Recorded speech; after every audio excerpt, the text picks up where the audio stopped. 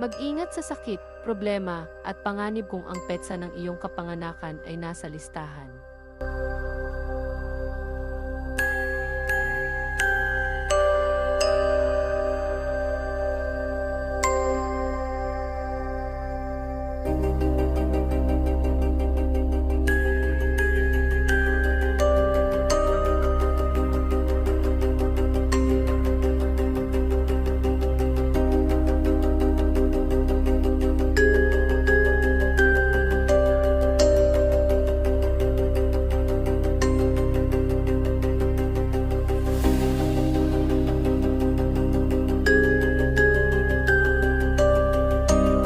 Ritual na dapat gawin, maagang-maaga sa araw ng iyong kaarawan, bago sumikat ang araw, pumunta sa anumang dumadaloy na tubig tulad ng ilog, dagat, o iba pa.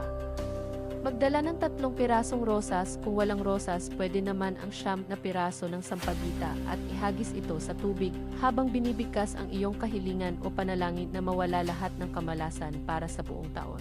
Kung maaari, mag-meditate din upang maalis ang malas at negatibong enerhiya.